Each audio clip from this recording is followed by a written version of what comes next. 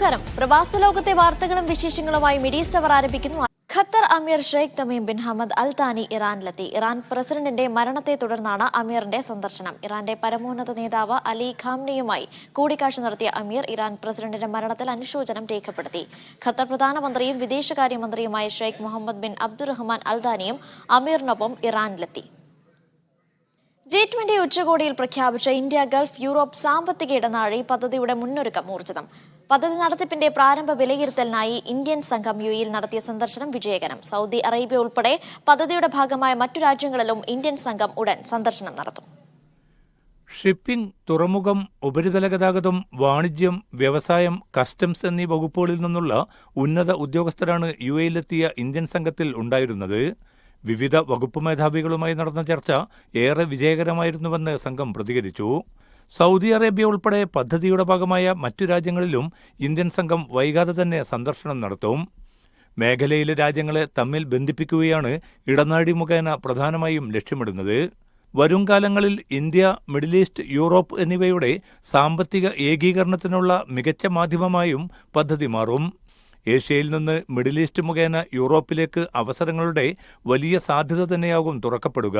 5 ദിവസത്തോളം യുഎഇയിൽ ചെലവിട്ട ഇന്ത്യൻ സംഘം രാജ്യത്തെ പ്രധാന തുറമുഖങ്ങളിലും സന്ദർശനം നടത്തി. ദുബൈ ജബൽ അലി തുറമുഖം, അബുദാബിയിലെ ഖലീഫ പോർട്ട് എന്നിവയ്ക്ക് പുറമെ ഷാർജ, ഫുജൈറ തുറമുഖങ്ങളും സംഘം സന്ദർശിച്ചു.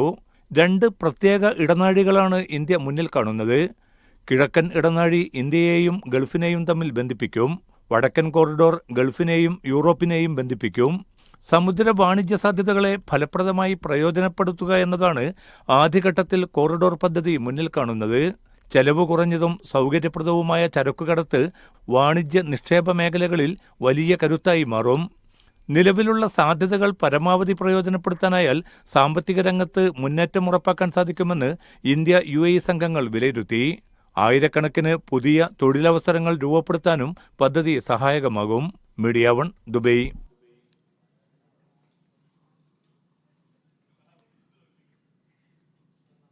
കഴിഞ്ഞ വർഷം മാത്രം ദുബൈയിൽ അനുവദിച്ചത് 1.58 ലക്ഷം ഗോൾഡൻ വിസകൾ. മികവ് തെളിയിച്ച വിവിധ മേഖലകളിലെ വ്യക്തിത്വങ്ങൾ, ഉന്നത വിജയികളായ വിദ്യാർത്ഥികൾ, പ്രോപ്പർട്ടി മേഖലയിലെ നിക്ഷേപകർ തുടങ്ങിയ നിശ്ചിത രംഗങ്ങളിലുള്ളവർക്കാണ് 10 വർഷ കാലാവധിയുള്ള വിസ അനുവദിച്ചു വരുന്നത്.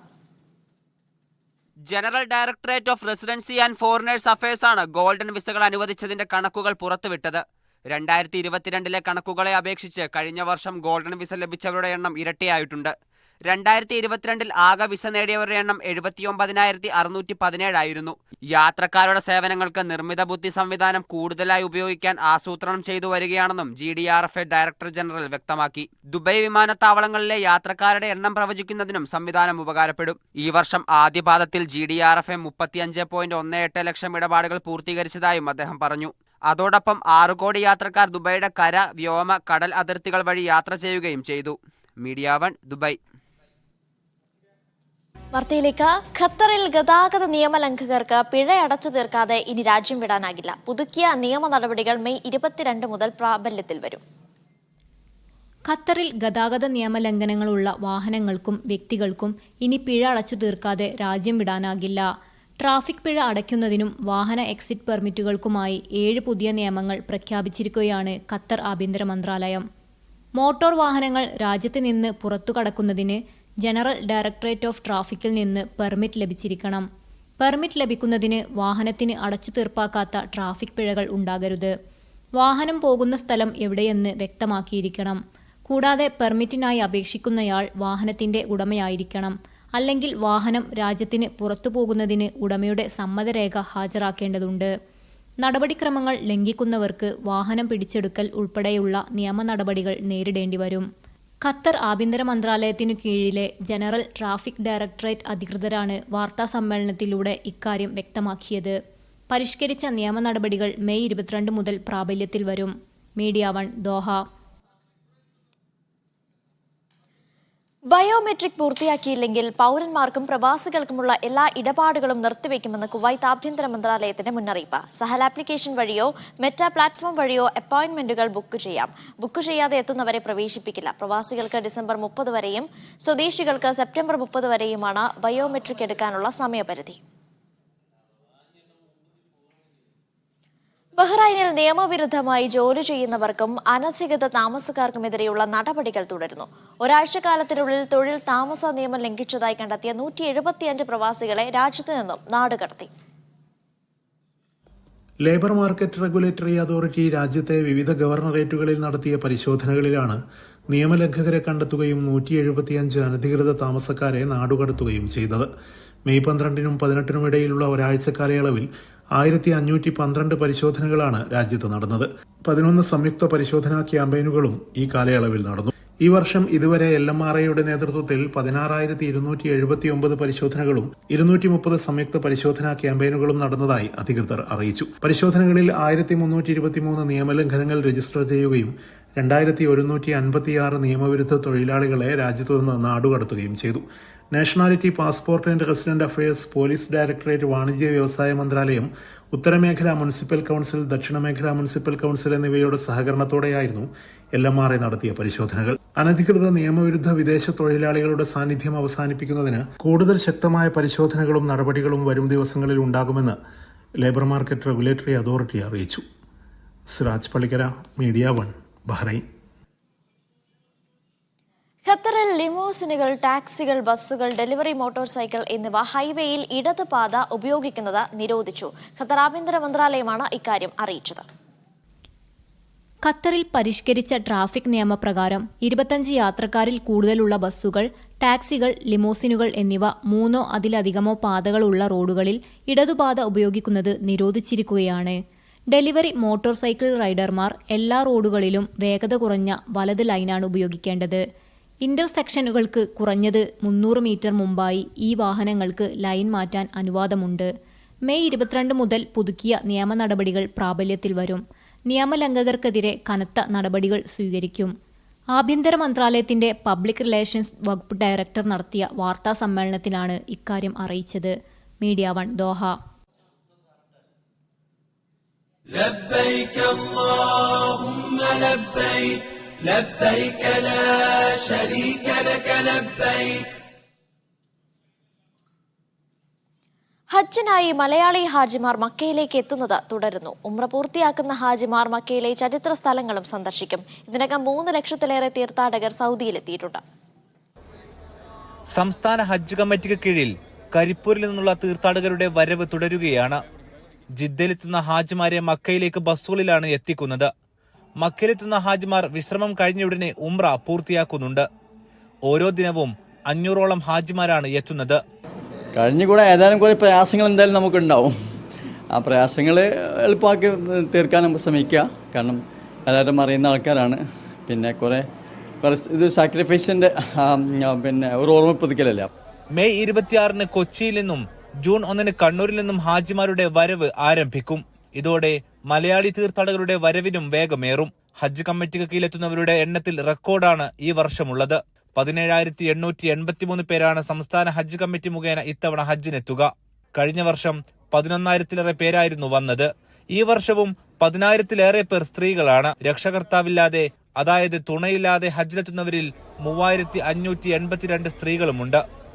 ഇവർക്ക് പ്രത്യേകമാണ് താമസവും സേവന സൗകര്യങ്ങളും. ആഗ്രഹമായിരുന്നു ഹജ്ജിന് വരണമെന്നുള്ള. അപ്പോൾ അള്ളാഹിൻ്റെ അനുഗ്രഹത്താൽ സാധിച്ചു. ഇൻഷാ അല്ലാഹ് അത് ചെയ്യാനുള്ളൊരു കഴിവുണ്ടാവണം. അതിന് ആയുസ്സും ആരോഗ്യം അള്ളാഹു തരട്ടെ. ലോകത്തിന്റെ വിവിധ ഭാഗങ്ങളിൽ നിന്നായി ഇതുവരെ 3 ലക്ഷത്തിലേറെ ഹാജിമാർ മക്ക മദീനയിൽ എത്തിയിട്ടുണ്ട്. മക്കയും മദീനയും കനത്ത ചൂടിലേക്കും പ്രവേശിക്കുകയാണ്. കനത്ത ചൂടിലേക്ക് പ്രവേശിക്കുന്നതിനിടെ ജാഗ്രതാ നിർദ്ദേശം നൽകിയിട്ടുണ്ട് ആരോഗ്യ മന്ത്രാലയം. ഹാജിമാർക്ക് വേണ്ട മാർഗനിർദ്ദേശം നൽകിക്കൊണ്ട് ഹജ്ജ് മിഷനും രംഗത്തുണ്ട്. മക്കയിലെ അസീസിയയിൽ നിന്നും സാബി സലീമിനൊപ്പം അഫ്താബ് റഹ്മാൻ, മീഡിയ 1. സൗദിയിൽ ആഭ്യന്തര തീർത്ഥാടകർക്ക് വേണ്ടി പുതിയ ഹജ്ജ് പാക്കേജ് ഉടൻ പ്രഖ്യാപിക്കും. ഇതിലൂടെ ഈ വർഷം 11,000 പേർക്ക് കൂടി ഹജ്ജ് ചെയ്യാൻ അവസരം ലഭിക്കും. മിനയിൽ പുതുതായി നിർമ്മിച്ച ബഹുനില കെട്ടിടത്തിലായിരിക്കും ഇവർക്കുള്ള താമസ സൗകര്യം. ആഭ്യന്തര തീർത്ഥാടകർക്കായി പുതിയ ഹജ്ജ് പാക്കേജ് പ്രഖ്യാപിക്കാനുള്ള ഒരുക്കത്തിലാണ് ഹജ്ജ് ഉംറ മന്ത്രാലയം. മിനയിൽ പുതിയതായി നിർമ്മാണം പൂർത്തിയാക്കിയ ബഹുനില ടവറുകളിലായിരിക്കും ഈ പാക്കേജ് വഴി എത്തുന്നവരുടെ താമസം. പുതിയ പാക്കേജ് പ്രഖ്യാപിക്കുന്നതോടെ 11,000 പേർക്ക് കൂടി ഈ വർഷം ഹജ്ജിനെത്താൻ സാധിക്കും. 4 ആഭ്യന്തര ഹജ്ജ് സർവീസ് കമ്പനികൾക്ക് കീഴിലായിരിക്കും ഈ പാക്കേജ്. ജംറകളിൽ നിന്നും 1 കിലോമീറ്റർ അകലെ 5 നിലകളിലായാണ് പുതിയ ടവർ നിർമ്മിച്ചിരിക്കുന്നത്. ഇതിൽ തീർത്ഥാടകർക്ക് വേണ്ടി 3 ലിഫ്റ്റുകളും മറ്റു സേവനങ്ങൾക്ക് മാത്രമായി 1 ലിഫ്റ്റും പ്രവർത്തിക്കും. ഒരേ സമയം 25 മുതൽ 30 വരെ തീർത്ഥാടകർക്ക് താമസിക്കാൻ സാധിക്കും വിധമാണ് മുറികളുടെ രൂപകൽപ്പന. കൂടാതെ യഥേഷ്ടം ബാത്റൂമുകളുമുണ്ട്.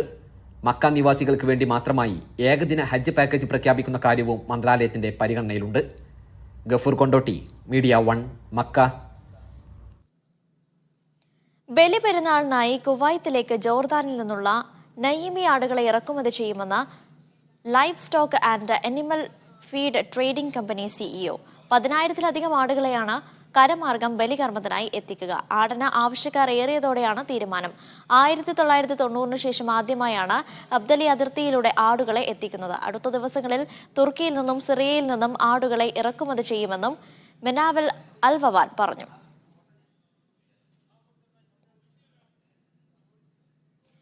UAE വിദേശകാര്യ രംഗത്തെ മികവിന് ഇന്ത്യക്ക് 2 പുരസ്കാരങ്ങൾ. UAE വിദേശകാര്യ മന്ത്രിയിൽ നിന്ന് UAE ഇന്ത്യൻ അംബാസിഡറും ദുബൈയിലെ കോൺസുൽ ജനറലും അവാർഡ് ഏറ്റുവാങ്ങി. 2 അവാർഡ് നേടിയ ഏക രാജ്യമാണ് India.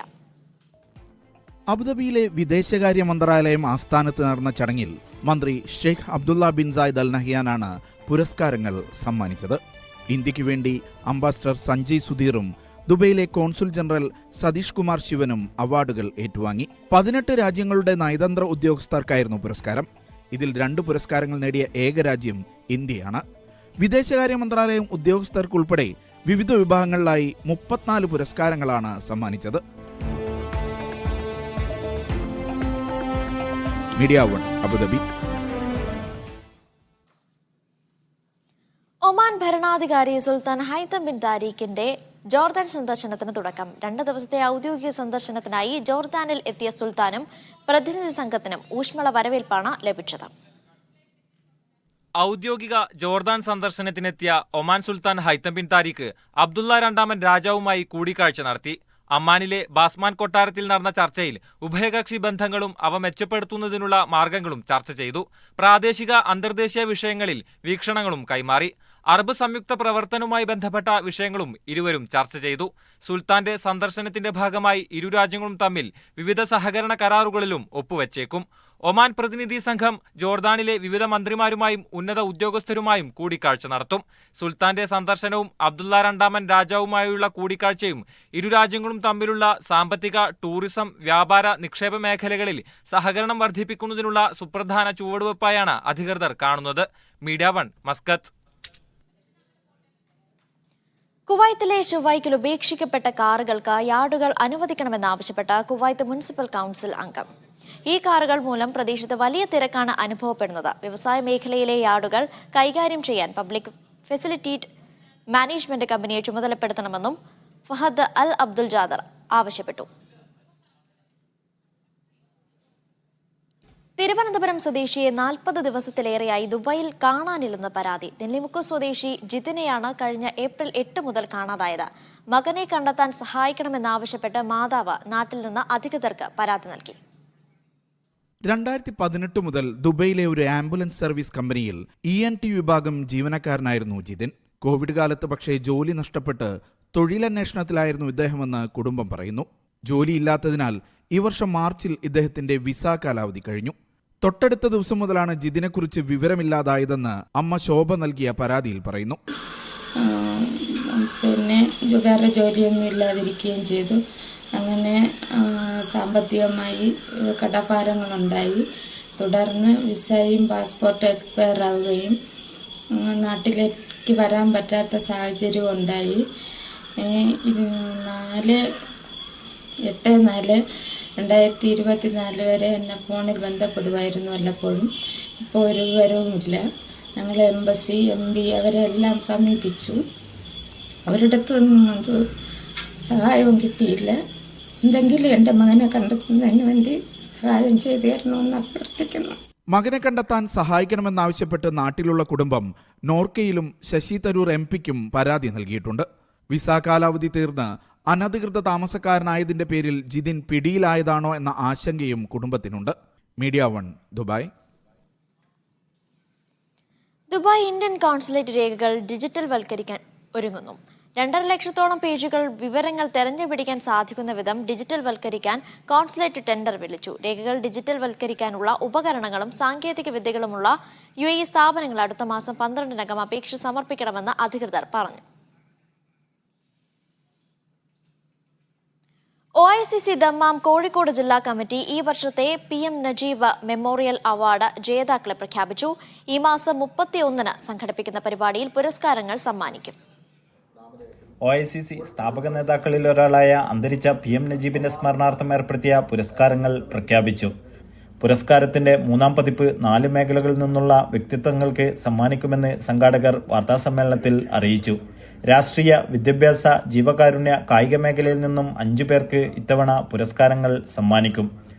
OICC Saudi national president Biju കല്ലുമലയെ രാഷ്ട്രീയ മേഖലയിൽ നിന്നും വിദ്യാഭ്യാസ മേഖലയിൽ നിന്നും ദമ്മാം ഇന്ത്യൻ സ്കൂളിലെ അധ്യാപികമാരായ ഗായത്രി ദേവി ഉദയൻ, ഗീത മധുസൂദനൻ എന്നിവരും ജീവകാരുണ്യ രംഗത്തു നിന്നും മഞ്ജു മണിക്കുട്ടനെയും കായിക മേഖലയിൽ നിന്ന് ഫുട്ബോൾ താരം സാദിഖിനെയും തെരഞ്ഞെടുത്തു. മെയ് 31-ന് ദമ്മാമിൽ വെച്ച് സംഘടിപ്പിക്കുന്ന ചടങ്ങിൽ പുരസ്കാരങ്ങൾ സമ്മാനിക്കും. ഭാരവാഹികളായ അസ്ലം ഫറൂഖ്, ഷാരി ജോൺ, സലീം ഒളവണ്ണ, ഷംസു കൊല്ലം, സക്കീർ പറമ്പിൽ, മധുസൂദനൻ എന്നിവർ വാർത്താസമ്മേളനത്തിൽ പങ്കെടുത്തു. Media 1 Dammam. അന്താരാഷ്ട്ര സ്വർണ്ണാഭരണ പ്രദർശനമേളയ്ക്ക് കുവൈത്തിലെ മിഷറഫ് എക്സിബിഷൻ ഗ്രൗണ്ടിൽ തുടക്കമായി. കുവൈത്ത് ഇന്റർനാഷണൽ ഫെയർ കമ്പനിയുടെ നേതൃത്വത്തിൽ നടക്കുന്ന മേളയിൽ 200-ലേറെ പ്രാദേശിക അന്തർദേശീയ കമ്പനികൾ പങ്കെടുക്കും. മിഡിൽ ഈസ്റ്റ് മേഖലയിലെ തന്നെ ഏറ്റവും വലിയ വാർഷിക സ്വർണ്ണാഭരണ പ്രദർശനങ്ങളിലൊന്നാണ് ഇതെന്ന് Kuwait international fair CEO Basma Al Duhaim പറഞ്ഞു. രാവിലെ 11 മുതൽ രാത്രി 9 വരെയും വെള്ളിയാഴ്ച ദിവസം വൈകിട്ട് 3 മുതൽ രാത്രി 10 വരെയുമാണ് പ്രദർശന സമയം. 1.5 ലക്ഷത്തോളം സന്ദർശകരെ പ്രതീക്ഷിക്കുന്ന എക്സിബിഷൻ തിങ്കളാഴ്ച വരെ തുടരും. ബഹ്റൈനിലെ Indian ambassador Vinod K. Jacob Bahrain പാർപ്പിടകാര്യമന്ത്രി ആമിന ബിൻത്ത് അഹമ്മദ് അൽ റുമൈഹിയുമായി ചർച്ച നടത്തി. ഇരു രാജ്യങ്ങളും തമ്മിൽ നിലനിൽക്കുന്ന ഊഷ്മള ബന്ധവും സഹകരണവും കൂടിക്കാഴ്ചയിൽ ചർച്ചയായി. വിവിധ മേഖലകളിൽ വളർച്ച നേടി മുന്നോട്ടു പോകാൻ ബഹ്റൈന് സാധിക്കട്ടെ എന്ന് അംബാസിഡർ ആശംസിച്ചു. OICC Mecca central committee Hajj cell volunteer meet സംഘടിപ്പിച്ചു. Indian Hajj mission medical coordinator in charge doctor Muhammad Abdul Mofi Siddiqui ഉദ്ഘാടനം ചെയ്തു. ഹാജിമാർക്ക് സേവനം നൽകാൻ തയ്യാറായ 250-ലേറെ വോളണ്ടിയർമാർ സംഗമത്തിൽ പങ്കെടുത്തു. സൗദിയിലെ ടൂറിസം മേഖലയായ അസീർ പ്രവിശ്യയിലും ലുലു ഗ്രൂപ്പ് പുതിയ ഹൈപ്പർ മാർക്കറ്റ് തുറന്നു. ഖമീസ് മുഷൈത്തിലാണ് ലുലു ഗ്രൂപ്പിന്റെ സൗദിയിലെ 60ാമത്തെ ഹൈപ്പർ മാർക്കറ്റ് തുറക്കുന്നത്. ഗ്രൂപ്പ് ചെയർമാൻ MA യൂസുഫ് അലിയുടെ സാന്നിധ്യത്തിൽ ഗവർണറാണ് ഉദ്ഘാടനം നിർവഹിച്ചത്. ഉദ്ഘാടനത്തിന്റെ ഭാഗമായി വിവിധ ഓഫറുകളും പ്രഖ്യാപിച്ചു.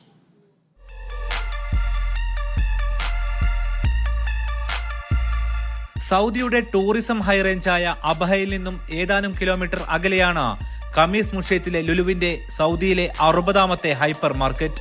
71,000 ചതുരശ്ര അടിയിൽ ഒരുക്കിയ ലുലുവിന്റെ പുതിയ ഹൈപ്പർ മാർക്കറ്റ് പ്രസിദ്ധമായ മുജാൻ പാർക്ക് മാളിലാണ്.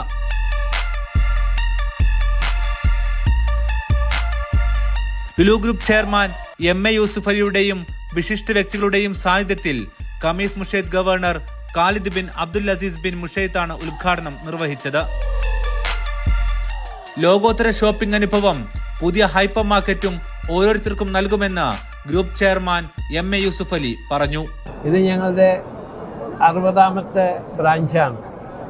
അബഹ ജിയോഗ്രാഫിക്കലി അതുപോലെ ടൂറിസം മാപ്പിൽ ഏറ്റവും വലിയ സ്ഥാനമുള്ള ഒരു ഏരിയയാണ് ഈ അബഹ ഏരിയ. ഖമീസ് മുഷൈത്തിലാണ് ഇപ്പോൾ ഞങ്ങൾ ഇനാഗുറേറ്റ് ചെയ്ത്. ബഹുമാനപ്പെട്ട ഗവർണർ ഗവൺമെൻറ്റിൻ്റെ എല്ലാ സഹായ സഹകരണങ്ങളുമുണ്ട്. അപ്പോൾ ഇനിയും ഒരു 3 എണ്ണം ഞങ്ങൾ ഈ റീജിയനിൽ പ്ലാൻ ചെയ്ത് കഴിഞ്ഞു. ഇതിൻ്റെ വർക്ക് സ്റ്റാർട്ട് ചെയ്യുകയാണ്. ലുലുവിന്റെ വിപുലീകരണത്തിന്റെ ഭാഗമായി 17 പുതിയ സ്റ്റോറുകൾ കൂടി ഉടൻ സൗദിയിൽ തുറക്കുമെന്നും അദ്ദേഹം പറഞ്ഞു. 1100 കാറുകൾക്ക് പാർക്ക് ചെയ്യാനാകും വിധം വിപുലമായ പാർക്കിങ്ങോടെയാണ് ഖമീസ് മുഷൈത്തിലെ പുതിയ ഹൈപ്പർ മാർക്കറ്റ്. എൻ്റെ മലയാളി സഹോദരി സഹോദരന്മാർ പൂർണ്ണമായി ഞങ്ങളോട് സഹകരിക്കുകയും സ്നേഹവും സാഹോദര്യവും പ്രകടിപ്പിക്കുകയും ചെയ്യുന്നവരാണ്. അവരോട് ഞാൻ പ്രത്യേകം നന്ദി പറയുകയാണ്. അല്ലെങ്കിൽ അവരൊക്കെ ഇത് ഷോപ്പിൽ കയറാൻ വേണ്ടി നിൽക്കുന്നവരാണ്. ഞങ്ങൾക്ക് നല്ല ക്വാളിറ്റി, നല്ല പ്രൈസ്, നല്ല സർവീസ്, അത് കൂടാതെ ഇപ്പോൾ ഒന്നും കൂടി ഞങ്ങൾ ആഡ് ചെയ്തിട്ടുള്ളത് നല്ല പാർക്കിംഗ് ഉണ്ട്. പാർക്കിംഗ് ഇല്ലെങ്കിൽ ബുദ്ധിമുട്ടാണ്. അപ്പം ഞങ്ങൾ അങ്ങനത്തെ സ്ഥലം നോക്കി എടുക്കുന്നത്. ഇവിടെ നല്ല പാർക്കിംഗ് ആണ് ഈ മാളിൽ. അപ്പം അത് കാരണമാണ് ഇത് ഫിനിഷ് ചെയ്യാൻ ഞങ്ങൾ വൈകിയത്. മാളിന്റെ 1-ാം നിലയിൽ സ്ഥിതി ചെയ്യുന്ന ലുലു സ്റ്റോർ ഏറ്റവും പുതിയ ഹൈപ്പർ മാർക്കറ്റ് ലേഔട്ട് ഡിസൈനിലാണ് രൂപകൽപ്പന ചെയ്തിരിക്കുന്നത്. ലോകമെമ്പാടുമുള്ള ഉൽപ്പന്നങ്ങൾ നൽകുന്ന hot food, fresh food, supermarket, Lulu connect തുടങ്ങി വിവിധ വിഭാഗങ്ങൾ ഇവിടെയുമുണ്ട്. 12 ചെക്ക്ഔട്ട് കൗണ്ടറുകളും 4 സെൽഫ് ചെക്ക് ഇൻ കൗണ്ടറുകളും തുടങ്ങിയ സൗകര്യങ്ങളും ഈ ലുലുവിലും ലഭ്യമാണ്. Group CEO Saifee Rupawala, executive director MA Ashraf Ali, Saudi director Shaheem Muhammad, western regional director Rafeeq Muhammad Ali തുടങ്ങിയവരും മുതിർന്ന ഉദ്യോഗസ്ഥരും ചടങ്ങിൽ പങ്കെടുത്തു. ഉദ്ഘാടനത്തിന്റെ ഭാഗമായുള്ള പ്രൊമോഷൻ ഓഫറുകൾ തുടരുകയാണ്. Media 1 Asir. കലാമസ്കത്തിന്റെ ആഭിമുഖ്യത്തിൽ കേരളീയം 2024 അരങ്ങേറി. റൂവി അൽ ഫലജ് ഗ്രാൻഡ് ഹാളിൽ നടന്ന പരിപാടി മന്ത്രി സജി ചെറിയാൻ ഓൺലൈനിലൂടെ ഉദ്ഘാടനം ചെയ്തു. നാടക പ്രവർത്തകനും സംവിധായകനുമായ ജിനു ജോസഫ് സംവിധാനം ചെയ്ത നാടകം കൂത്ത് അവതരിപ്പിച്ചു. കേരളത്തിന്റെ ചരിത്രവും തനിമയും കോർത്തിണക്കിക്കൊണ്ടുള്ള നടനകൈരളിയും ശ്രദ്ധേയമായി. ദമ്മാം പട്ടാമ്പി കൂട്ടായ്മ സ്നേഹസംഗമം സംഘടിപ്പിച്ചു. Iram group company CEO Razak മഠത്തിൽ ഉദ്ഘാടനം ചെയ്തു. ഗാനമേള, ഒപ്പന, നൃത്തനൃത്യങ്ങൾ തുടങ്ങി നിരവധി കലാപരിപാടികളും അരങ്ങേറി. വ്യത്യസ്ത മത്സരങ്ങളിലെ വിജയികൾക്ക് സമ്മാനങ്ങൾ വിതരണം ചെയ്തു. റിയാസ് പട്ടാമ്പി, ഷാഫി പരുവാരത്ത്, ഷബീർ കൊപ്പം, സക്കീർ പറമ്പിൽ തുടങ്ങിയവർ നേതൃത്വം നൽകി. ഒമാനിൽ നന്മ മലർവാടി സീബ് മേഖല ഇശൽ നിലാവ് 2024 സംഘടിപ്പിച്ചു. ബർക്ക ഫാമിൽ നടത്തിയ പരിപാടി കവിയും സാഹിത്യകാരനുമായ ഫസൽ കതിരൂർ ഉദ്ഘാടനം ചെയ്തു. രക്ഷിതാക്കൾ തന്നെ ഒരുക്കിയ രുചിയേറും വിഭവങ്ങളോടുകൂടിയ ഭക്ഷണ ഹാളുകളും കുട്ടികളുടെ കലാസൃഷ്ടികൾ കൊണ്ടൊരുക്കിയ എക്സിബിഷനും പരിപാടിയുടെ മാറ്റുകൂട്ടി. OICC Dammam regional committee Rajiv Gandhi രക്തസാക്ഷിത്വ ദിനാചരണം സംഘടിപ്പിച്ചു. നാഷണൽ പ്രസിഡന്റ് ബിജു കല്ലുമല പരിപാടി ഉദ്ഘാടനം ചെയ്തു. Regional president EK Saleem, Abdul Hameed, Haneef Rafathar, John Koshy എന്നിവർ അനുസ്മരണ പ്രഭാഷണം നടത്തി. ഷിഹാബ് കായംകുളം, പ്രമോദ് പൂപ്പാല എന്നിവർ നേതൃത്വം നൽകി.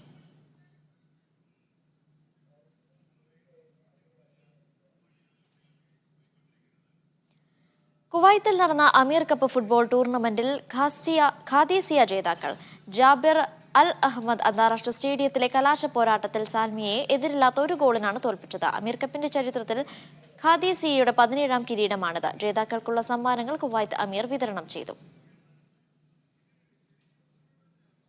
OICC കുവൈത്ത് നാഷണൽ കമ്മിറ്റിയുടെ നേതൃത്വത്തിൽ രാജീവ് ഗാന്ധി അനുസ്മരണം നടത്തി. OICC general secretary BS Pillai ഉദ്ഘാടനം ചെയ്തു. വർഗീസ് ജോസഫ്, ജോയ് കരവാളൂർ, വിപിൻ മങ്ങാട്ട്, ജസ്റ്റിൻ ഡ്രീംസ് തുടങ്ങിയവർ സംസാരിച്ചു. രാജീവ് നടുവിലെ മുറി, സുരേഷ് മാത്തൂർ എന്നിവർ നേതൃത്വം നൽകി. ജിദ്ദയിൽ കൊല്ലം പ്രവാസി സംഗമം 18ാം വാർഷികാഘോഷം സംഘടിപ്പിക്കുന്നു. കൊല്ലം കലാമേളം എന്ന പേരിൽ വെള്ളിയാഴ്ച വൈകിട്ട് ജിദ്ദ ഇന്ത്യൻ കോൺസുലേറ്റ് അങ്കണത്തിലാണ് പരിപാടി. ചലച്ചിത്ര പിന്നണി ഗായകരായ രഞ്ജിനി ജോസ്, അഭിജിത്ത് കൊല്ലം എന്നിവരുടെ നേതൃത്വത്തിൽ സംഗീത നിശയും സിബിൽ നയിക്കുന്ന ലൈവ് DJ ഷോയും ഉണ്ടായിരിക്കും. KFAC Kuwait masters soccer league സീസണിലെ സെമി ഫൈനൽ മത്സരങ്ങൾ വെള്ളിയാഴ്ച നടക്കും. സോക്കർ ലീഗിലെ ആദ്യ മത്സരത്തിൽ മാക് കുവൈത്ത് ഇന്നോവേറ്റീവ് FCയെ നേരിടും. ഫ്ലൈറ്റേഴ്സ് FCയും സിൽവർ സ്റ്റാർസ് FCയും തമ്മിലാണ് രണ്ടാമത്തെ സെമി. മാസ്റ്റേഴ്സ് ലീഗിൽ യങ് ഷൂട്ടേഴ്സ് അബ്ബാസിയയ്ക്ക് ഫ്ലൈറ്റേഴ്സ് FCയും മലപ്പുറം ബ്രദേഴ്സിന് CFC സാൽമിയുമാണ് എതിരാളികൾ. മീഡിയ സ്റ്റാർ പൂർണ്ണമാകുന്നു.